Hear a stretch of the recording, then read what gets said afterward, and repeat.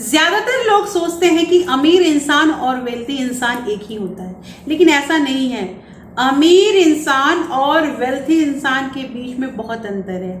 एक टाइम में अल्कोहल के बिजनेस का किंग माने जाने वाला राज्यसभा का मेंबर विजय माल्या आज क्या है ये किसी से छुपा नहीं है। एक समय अपने किंगफिशर के स्पेशल कैलेंडर के लिए महंगे महंगे शो करता था और आज वो हमारे देश का एक वांटेड अपराधी है। ऐसा क्या हुआ जो इतने सालों से कमाए हुए दौलत एक झटके में खत्म हो गई? दोस्तों, ये क्यों हुआ? ये बस हुआ है महंगे शौक और कुछ बिजनेस के गलत डिसीजन लेने की वजह से और डेट की वजह से।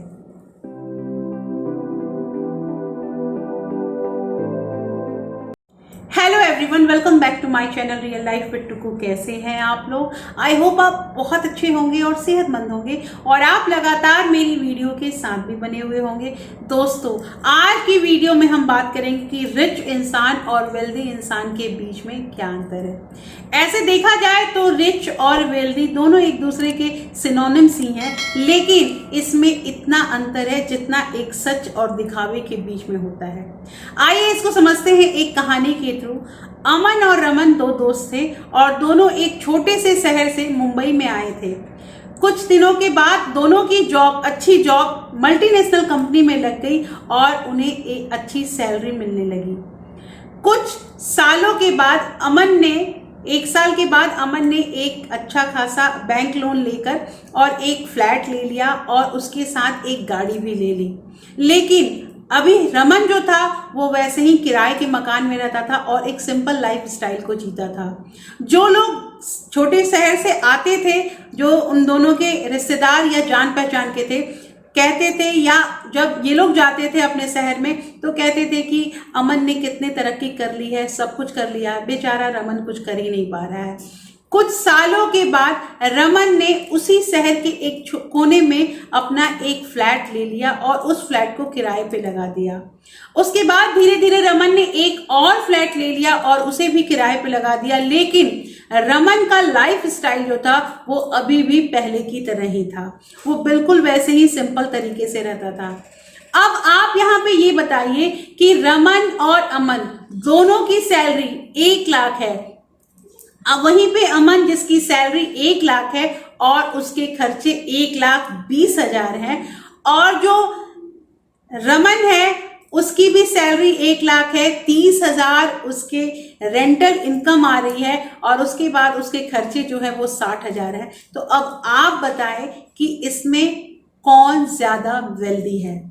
यहाँ पे आप पक्का कहेंगे कि रमन है, क्योंकि रमन के खर्चे भी कम है और उसने अपना इनकम का एक एक्स्ट्रा जो है वो भी सोर्स जोड़ लिया है। लेकिन यहाँ पे और जो अमन है वो कुछ सालों के बाद अच्छी तरह से कर्ज के जाल में फंस जाएगा। दोस्तों, मुझे यहाँ पे ये चीज कहना है कि वेल्दी होना और हम कैसे वेल्दी हो सकते हैं, ये सारा कुछ इस वीडियो में हम डिस्कस करेंगे। रिच जो होता है, अमीर बनने के लिए जो लोग दिखावे करते हैं वो दिखावे में आता है, और सच में अमीर जो होता है वो वेल्दी होता है। चलिए अब हम जानेंगे कि वेल्दी होने के सही मायने क्या होते हैं। यदि आप रिच हैं तो इसका मतलब आपके बैंक में लाखों रुपए सैलरी के रूप में है, या आपको कोई प्रॉपर्टी विरासत में मिली है, आपकी कोई लॉटरी लगी है, या फिर आपने रिसेंटली कोई लोन लिया है।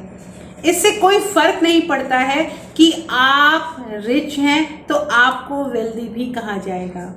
अब हमारी सोसाइटी में वेल्दी इंसान उसे सोचा जाता है जो एक अच्छे लोकेलिटी में जिसका घर हो, जो लग्जरी गाड़ी रखता हो और उस घर में से नौकर चाकर हो उस घर में, और उस घर में से एक ब्रांडेड कपड़े पहने हुए, रेबन की सनग्लासेस लगाते हुए, हाथ में एप्पल का फोन लेते हुए कोई अगर बंदा बाहर निकलता है तो हम उसे वेल्दी इंसान कहेंगे।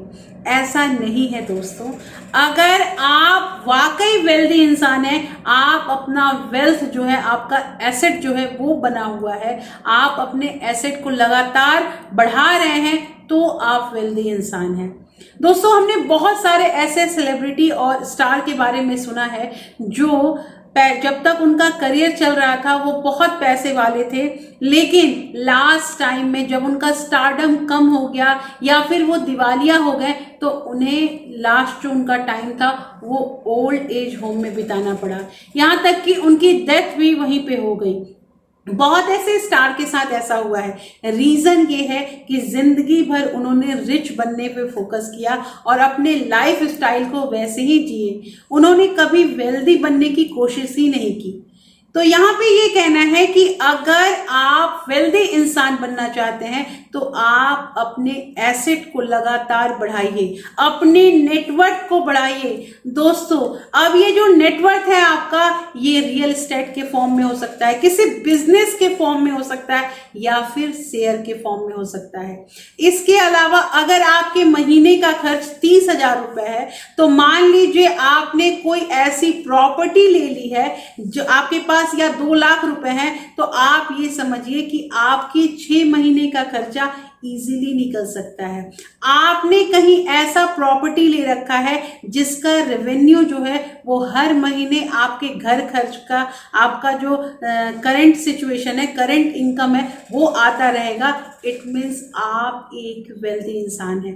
दोस्तों, आपने सुना ही होगा कि वॉरेन बफेट जो है वो आज भी अपने उसी पुराने मकान में रहते हैं जो उन्होंने 1953 में खरीदा था, क्योंकि वो अपने लाइफ स्टाइल में उन चीजों पे खर्च नहीं करना चाहते हैं। उस पैसों को बचा के उन्होंने बस इन्वेस्टमेंट किया और जिसका नतीजा आज हम सब देख रहे हैं। इसके अलावा जो भारत के हमारे वॉरेन बफेट झुनझुनवाला है, उन्होंने भी एक इंटरव्यू में कहा था कि अगर मुझे इन्वेस्टमेंट में पैसे की जरूरत लगी तो मैं अपने पत्नी के गहने को भी गिरवी रख सकता हूं। तो यहाँ पे कहना यह है दोस्तों कि अपने नेटवर्थ को बढ़ाने की कोशिश कीजिए। ये नहीं कि हम बस दिखा रहे हैं और अपने शौक को पूरे कर रहे हैं, महंगे महंगे गैजेट खरीद रहे हैं तो हम रिच हैं। आपको रियल में वेल्दी बनना है। रिच और वेल्दी इंसान में क्या फर्क होता है? दोस्तों, कई लोग ऐसे होते हैं जो वेल्दी इंसान होते हैं, उसकी लाइफस्टाइल को कॉपी करने में लगे रहते हैं, लेकिन वो ये नहीं जानते हैं कि उनकी इस जगह तक पहुंचने में कितने स्ट्रगल और कितनी सेविंग उन्होंने की है, ये सोचने की जरूरत नहीं करते हैं। इसके अलावा एक चीज और, रिच जो लोग होते हैं उनका माइंडसेट वेल्दी इंसानों से बिल्कुल अलग होता है। रिच माइंडसेट के जो लोग होते हैं वो कंज्यूमर होते हैं। वो अगर कुछ देखते हैं, जैसे ये गुची का पर्स है, चलो इसे ले लेते हैं, या हमें ये एप्पल का फोन पसंद आया, चलो हम EMI से ले लेते हैं और तुरंत क्रेडिट कार्ड का यूज करके और उस चीज को परचेज कर लेते हैं, क्योंकि उन्हें रिच दिखाना है और उसके लिए वे तुरंत लोन ले लेते हैं। बट कि जो वेल्दी इंसान होते हैं वो प्रोड्यूसर होते हैं, वो अपने पैसे से पैसे बनाते हैं और जब उनका पैसा एक पैसा से दूसरा पैसा बन जाता है और उसके जो इंटरेस्ट आते हैं उसे वो खर्च करते हैं। वेल्दी इंसान खर्च करने में बिल्कुल भी विश्वास नहीं रखते हैं।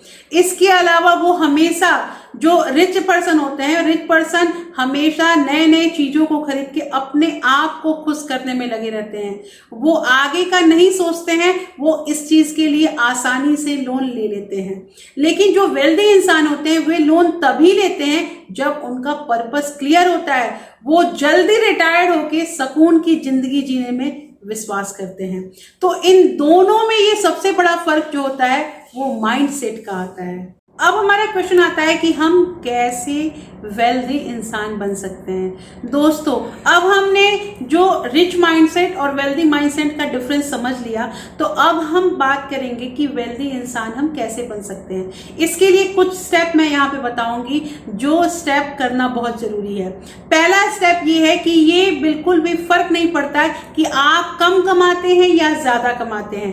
करना आपको ये है कि आपको अपनी सैलरी का 10 से 15% जो है वो आपको अलग रख देना है, उसकी सेविंग कर देनी है। दोस्तों, अगर आप ये कर लेते हैं तो ठीक है, नहीं आप कर सकते हैं तो आप अपने सैलरी अकाउंट को आप अपने सेविंग अकाउंट को उसमें लिंक करा दीजिए और आप उसमें आप बैंक में ये फैसिलिटी दे सकते हैं कि ऑटोमेटिक आपका पैसा जो है वो डिडक्ट हो जाएगा आपके सैलरी अकाउंट से सेविंग अकाउंट में।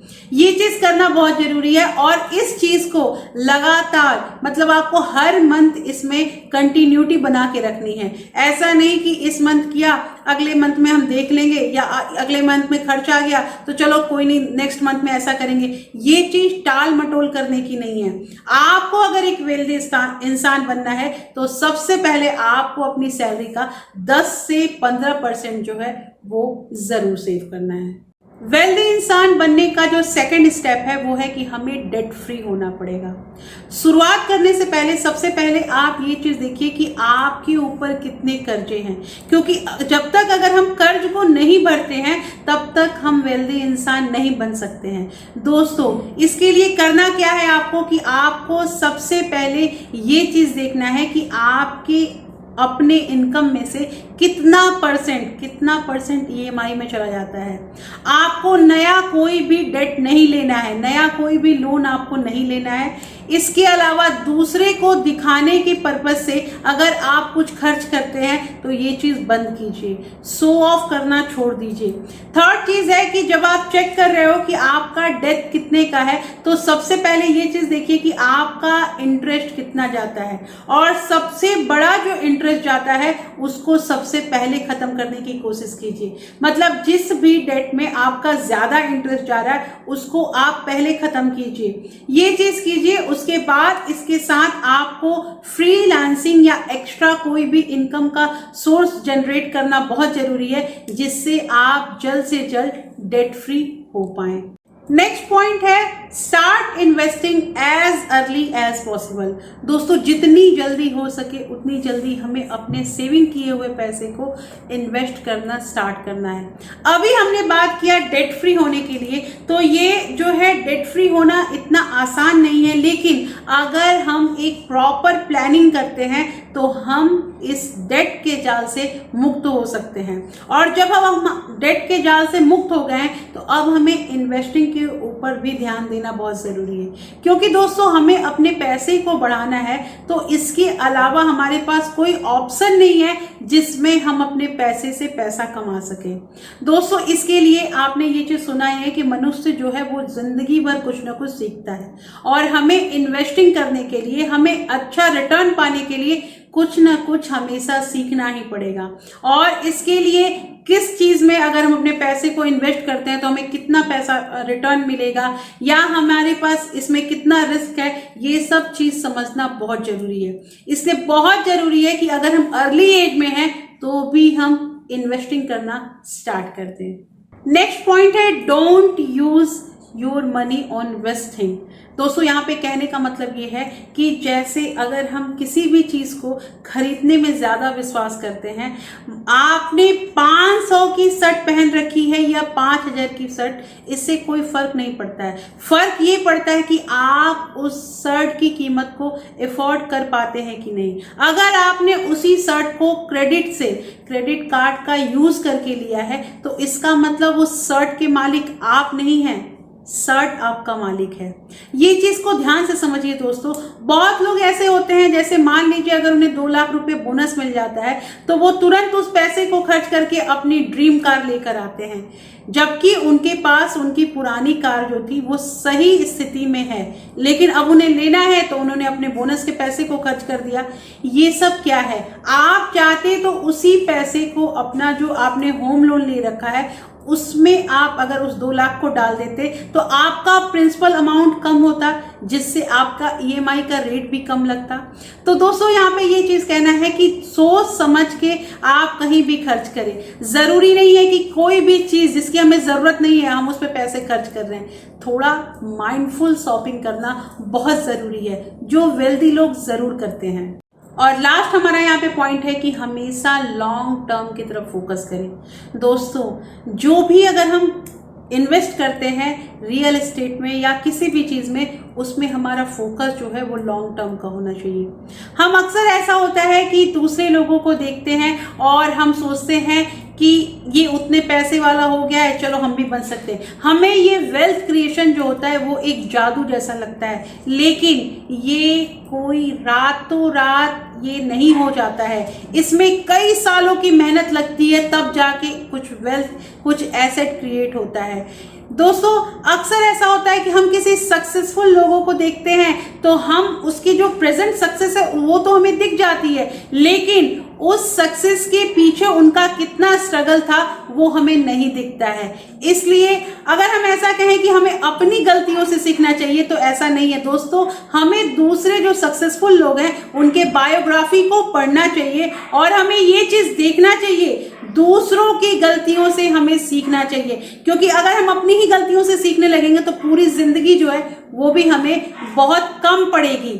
तो दोस्तों यहाँ पे मैंने आपको वेल्थ क्रिएट होने के इतने सारे उपाय बताए और आई होप आपको यहाँ पे क्लियर हो गया होगा कि आप रिच पर्सन बनना चाहते हैं या एक वेल्दी पर्सन बनना चाहते हैं। वेल्थ क्या होता है यहाँ पे मैंने आपको क्लियर बता दिया है। दोस्तों अगली जो हमारी वीडियो होगी उस वीडियो में हम असली संपत्ति और नकली संपत्ति के बारे में भी जानेंगे कि क्या है हमारा रियल जो प्रॉपर्टी होता है वो और क्या है हमारा वर्चुअल प्रॉपर्टी। दोस्तों कैसी लगी आज की वीडियो मुझे जरूर बताइएगा। होपफुली आपको ये वीडियो बहुत अच्छी लगी होगी।